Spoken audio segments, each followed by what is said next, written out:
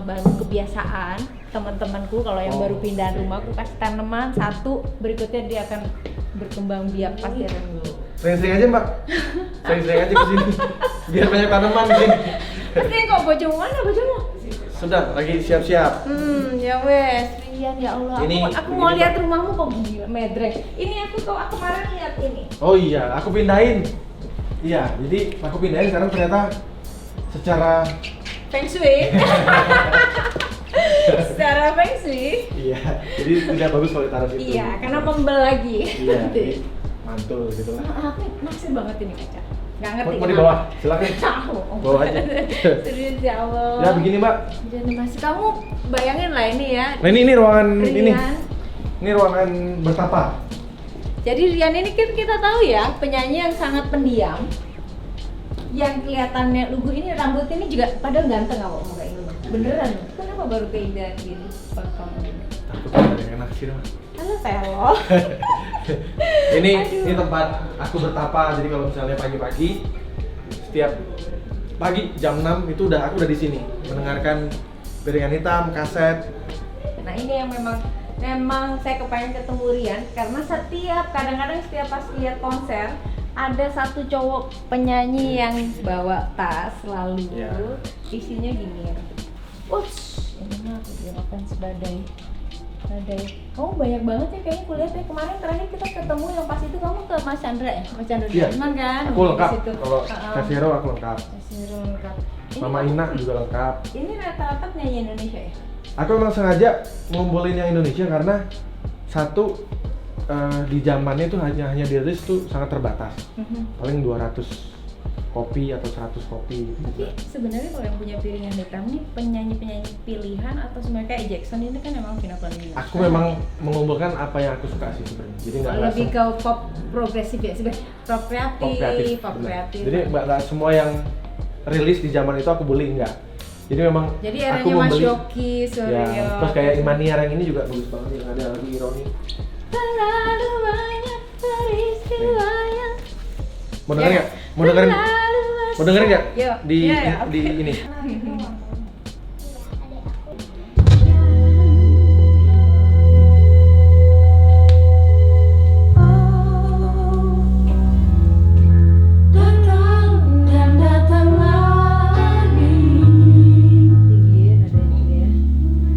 Oh, aku udah berantakan tadi.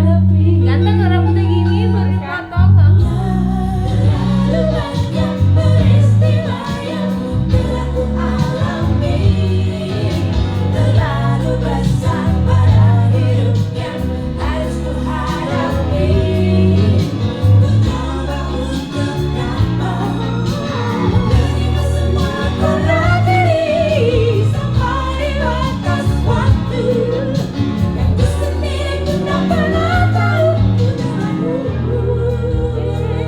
Saya bilang nikmatnya kalau dengerin piringan hitam. Ini soundnya enak banget ya. Ini semuanya tahun 70-an. Jadi Speaker. gue 70-an, ini 70-an, ini 78. Ini anak yang pinter nyanyi nih. Ya, kamu yang jenius ya? Yang gitu Teh? Enggak. Rian kenapa rambutnya baru dipotong sekarang coba? Coba. Atau karena harus di Pondok Indah Karena dulu? pandemi. Enggak harus Pondok Indah dulu terus menyesuaikan rambut Pondok Indah. Coba. Juga sih. Enggak juga. Mencari Kamu jadi kayak pengusaha gitu loh. Oh. pengusaha. Amin ya. Semua diusahain, boy. Kamu dapat rumah ini apa? Lama? Maksudnya kan Oma kan juru-juru. Jadi gini, karena pas pandemi, jadi turun semua. Iya. Seturun-turunnya tapi kamu gatin di Pondok Indah. Rian dapat rumah di Karena Pondok nabung. Indah. Nabung. Iya. Ini sebenarnya karena kamu sebagai pecinta lagu apa pas ngamen-ngamen duit deh? Karena mengkoleksi barang-barang yang menurut orang itu tidak ada harganya, tapi aku tahu itu value-nya banyak. Enggak, maksudnya apa kamu jual itu terus kamu beli rumah? Aku kan koleksi barang. Jadi sebenarnya Mbak tadi udah ngelewatin banyak koleksiku yang harganya itu kalau orang beli bisa 500 sampai Buat kolektor. sampai 1. Gila banget. Dulu Keren ya di dalam? istriku suka marah. Karena Kok kamu beli ini terus sih gitu. Nah, pas pas dia ternyata tahu si menghasilkan, kolektor, menghasilkan baru diam. Pak beli lagi yang banyak. Oh, para kolektor tahu sekarang jadinya kalau misalnya nyari yang barang yang Aku susah kan sekarang perkumpulannya kolektornya dunia, jadi nggak cuma di Indonesia. Oh gitu. Dan yang beli itu Si Lasso ikut itu nggak? Nah ini aku kolektor jersey bola dan yang dipakai pemain. Nah, aku punya. Makanya kamu sampai pergi-pergi ke sana Iya, bilang makanya aku gila itu. sampai kayak ngejar pemain bola tangan tuh harganya udah Oh gitu. Kamu sama gitu nungguin gitu kayak kamu lagi berhari-hari, tanda-tanda. ber 6 jam, 10 jam, 12 jam. Kok bisa kamu maksudnya kan banyak orang-orang seluruh dunia gitu pasti kayak kamu kan? Nggak Oh, juga. oh enggak juga. Nggak semua orang mau nunggu. Kalau aku sih mau. Oh, berarti kamu sabar menanti ya. Oh. Dan itu menghasilkan rela. Jadi yang tanda tangan itu bisa, misalnya aku dulu beli 20 juta. Pas udah tanda tangan, aku frame 200 juta. bisa 500 sampai 700. Masya Allah. Begitu lah. Bentar kamu, aku nitip deh kalau kamu ngantri aku udah tukar. Jadi memang apa ya, dulu aku memang punya feeling kayak gitu, jadi kayak ada barang-barang yang ternyata value-nya bisa terus bertambah, nggak cuma tanah gitu. Itu jadi itu kecintaan. Oh jadi ini loh ya, ini kayak ini aku baru ngerti loh ya. Jadi barang-barang makanya ada barang antik, ada barang-barang Bener. kayak apa namanya piringan hitam juga. Ternyata juga kaos tanda tangan tuh nilainya banyak banget. Berarti orang itu segitulah nilai orang. Jadi itu benar tuh orang mati meninggalkan nama itu salah satunya juga gitu. Segitu mahalnya lah orang. Makanya aku berarti. kayak menyelamatkan gitarnya Fisher atau kacamatanya atau bahkan tanda tangannya itu karena itu akan jadi suatu hal yang berharga. Mungkin saat ini nggak berharga tapi 10-20 tahun lagi ya kayak di luar negeri kloset tempat pupnya John Lennon aja lakunya miliaran gitu. Tempat pup loh. Kamu mungkin karena telaten ya. Berarti telaten kan? Sebenarnya kalau misalnya gue mau dapet itu kalau nggak telaten nggak dapet juga Fokus telaten dan harus punya apa ya? Punya feeling yang kuat dalam menyimpan sesuatu. Bukan dia feelingin. Nah dia malah marah-marah. Dia yang paling marah-marah. Ngapain tuh beli-beli gitu awalnya. Tapi bahkan dia tuh pernah aku ajak nonton bola di Old Trafford. Ngerusuin sih. Bukan, 70.000 orang yang nonton, teriak-teriak, dia tidur. Yes, paham. Dimana jutaan fans MU tuh pengen nonton di Old Trafford, dia tidur. Tapi kamu Persija juga gitu. Persija iya, aku nonton Persija juga. gitu.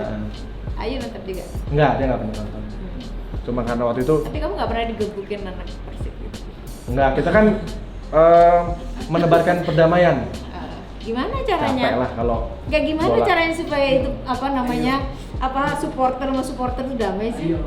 Sebenarnya aku juga belajar kenapa aku sampai nonton ke bola di Eropa itu karena belajar. Kok bisa sih mereka rivalitasnya tinggi, kata-kataan di dalam stadion, dari tengah semua. Tapi di saat bubar mereka bisa dengan tertib pulang ke rumah masing-masing dan udah selesai. Kalah ya udah kalah, menang kalah tuh biasa.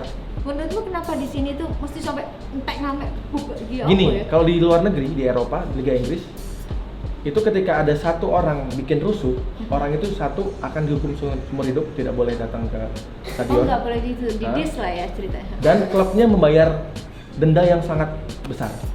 Jadi kerusuhan itu ditanggung sama klubnya. Jadi dia harus bertanggung jawab atas fans-fansnya. Betul. Jadi fans itu bisa diatur kan sama. Iya. Jadi takut mereka bikin sesuatu, bikin hal yang merugikan tuh takut gitu. Kalau Rian sendiri kan kayak kamu gini nih, kan di sini ributnya minta ampun ya. Yeah. Kamu ada nggak sih upaya gitu biar pengen ngomong nggak usah rusuh gitu? Nah, ini aku kemarin sempat bikin lagu untuk Persija. Jadi liriknya gini. Kami datang untuk mendukungmu agar semangat berkobar di dadamu. Kami kan selalu menjaga perdamaian dan persaudaraan. Jadi aku menyelipkan kata-kata itu untuk sebenarnya kalau nanti dinyanyiin satu orang di seluruh stadion, dia akan masuk ke dalam hatinya bahwa kita akan selalu menjaga perdamaian dan persaudaraan. Kapan itu bikinnya? 2018. Udah pernah dibawain belum? Dibawain di GBK udah ada dan dinyanyiin waktu Persija juara itu satu stadion nyanyi. Nah, 80.000 kalau Persija orang. kalah udah pernah belum dinyanyiin tapi nggak ngefek lagu itu? Sebenarnya di sekarang ini supporter Persija udah mulai dewasa sih. Maksudnya Berarti supporter yang lain belum dewasa. Eh, sebenarnya sudah mulai menuju. Tapi memang kadang justru yang bikin rusuh itu oknum sebenarnya. Oknum yang mana sih oknum? Ya oknum itu kan hanya segelintir ya, 2, 3, 4 orang gitu. Kalau sekarang ini justru supporter sepak bola Indonesia tuh malah udah mulai keren gitu, tuh maksudnya mereka sudah mendukung klubnya dengan membeli merchandise yang original. Mereka udah mulai malu untuk pakai baju KW, itu udah malu gitu. Terus orangnya juga kayak, makanya kenapa aku muncul sebagai supporter bola itu juga pengen ngajak yang lain tuh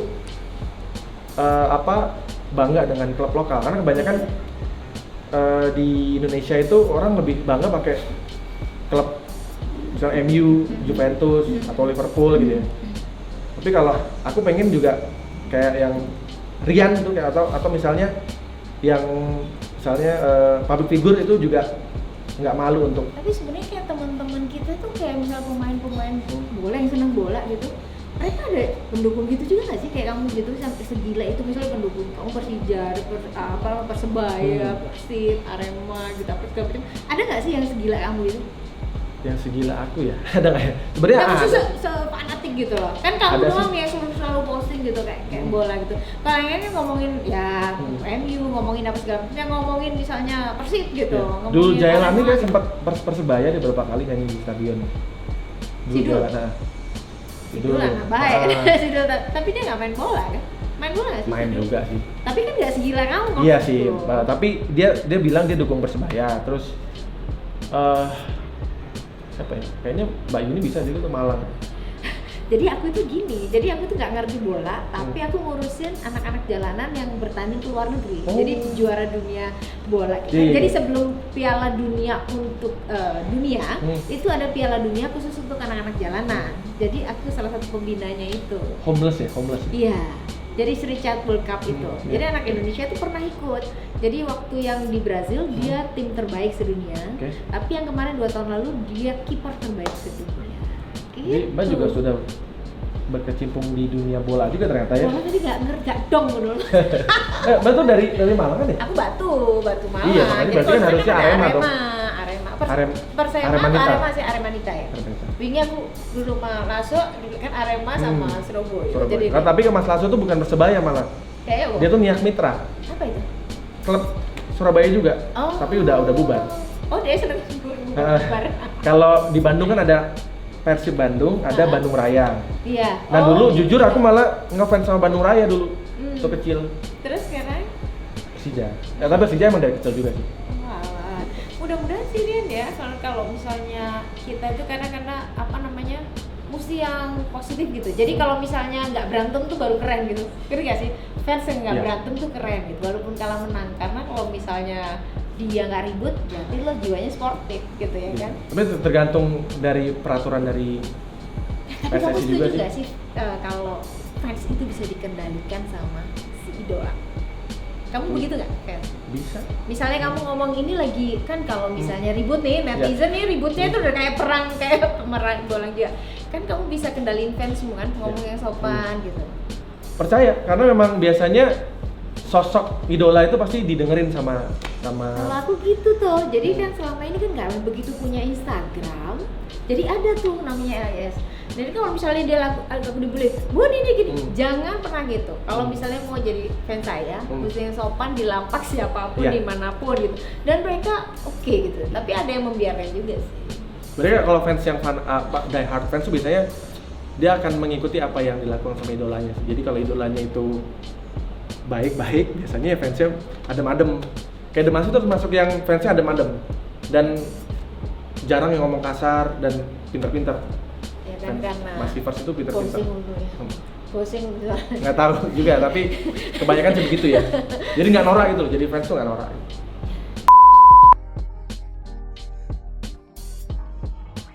Mbak Teti, Mbak. Astagfirullahaladzim, oh maaf, nggak boleh.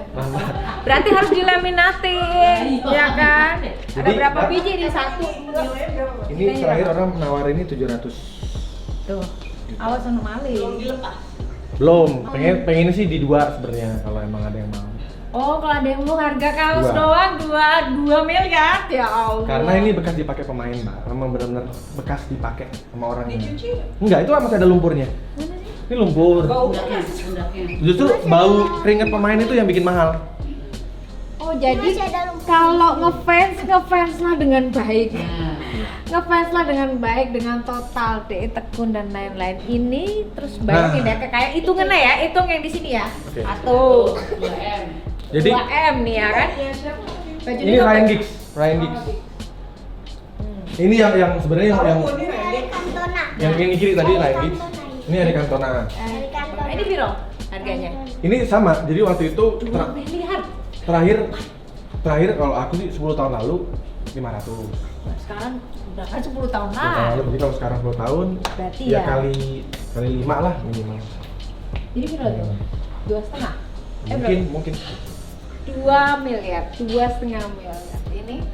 Ini sama. Karena ini Cantona jadi ini last seasonnya Cantona. Jadi ini terakhir Cantona main di MU. jadi ini 10 ini udah 5M. Iya, harganya. kita segitu. Itu segitu jelasnya. Udah bisa jadi rumah lagi. Satu lagi itu masih ada lagi. Jadi yang bikin kayaknya Rian tuh masih bukan dari albumnya, ternyata bukan dari show-nya. Ini pasti mahal banget karena udah di Ya, karena sudah di frame karena udah di frame. dan jadi memang ini nilainya- juga salah satu jersey bola yang sangat dicari sama kolektor dunia. jadi udah banyak banget yang nyari. Kamu diburu-buru nggak sih? Ya, ini udah banyak Coba nawar, berubah. banyak. Yang Banyak. nawar ada banyak. Jadi sebenarnya gini, orang tuh beli ini bukan karena jersinya. Tapi nilainya, Sejarahnya. semua sejarah itu mahal. Sejarah. Semua barang antik mahal, ini Betul. mahal. Tapi ternyata Rian kaya raya banget karena kaos. Sebagian karena hobi yang ternyata bisa menghasilkan. Kalau kita Jadi tekun kalau dapat rumah Pondok Indah berapa kaos kemarin? Jual berapa kaos? cuma sekitar 15. 15 kaos. Itu perjuangan ngefans bola dari berapa lama? Itu pas aku ngumpulin itu pas The Massive mulai Gila dapat banget, royalti. sampai gila banget sih. Jadi waktu aku dapat royalti awal-awal tuh aku Hah? langsung Kamu apain waktu dapat royalti pertama? ya selain beliin Kamu rumah beli tiket? beliin rumah mama waktu itu Oke, hasilnya. itu sebenarnya doa mama, rumah mama dulu. Mungkin ya, itu pertama itu, barokah. setelah itu udah aman, Heeh. mama udah aman, aku akhirnya membeli barang-barang yang aku suka, yang aku impikan dari kecil. Tapi aku mimpinya awalnya memang pengennya punya baju yang dipakai pemain langsung. Oh gitu. Jadi yang memang benar-benar yang Tapi nggak baju aja ternyata ya. Jadi kita balik tadi ya kayak Ya. misalnya PH apa segala macam, dia tuh sampai punya kacamatanya Pak Krisya, punya kacamata baca. betul. Kita baca. Kacamata yang dipakai di video klip juga Di ada. video klip terus udah gitu gitarnya apa segala macam, dia tekun gitu. Kamu dari dulu mimpi jadi sampai sekarang nggak sih? Mimpinya Ngayalnya apa? Ngayalnya apa dulu? Jadi Ngay- mau sugih atau apa? ada satu orang yang pernah aku tanya. Dia nanya ke aku. Hah. Lu tuh mau jadi terkenal, mau jadi yang band yang kaya raya, atau punya hits yang banyak, Yang di kenal. atau mati legend. Terus kamu bilang apa? Aku waktu itu masih SMA kelas 3. Aku jawabnya mati legend. Dan kamu masih mati legend. Nah, ternyata untuk mencapai itu kan susah ya.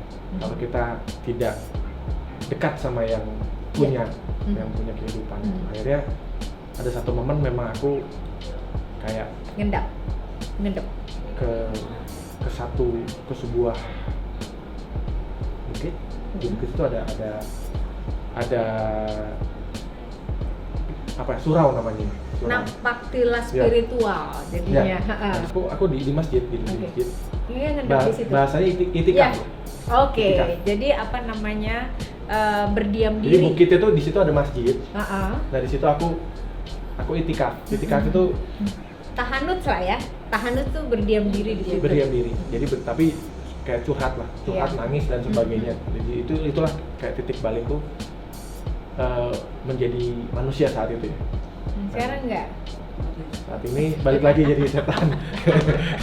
Dan Terus. ya udah akhirnya di momen itu kayak setelah itu Dari sini ya, biar ntar ada yang lihat ntar aku, jadi aku kecipratan ya. Ini jangan ngomong ya, nilainya miliaran.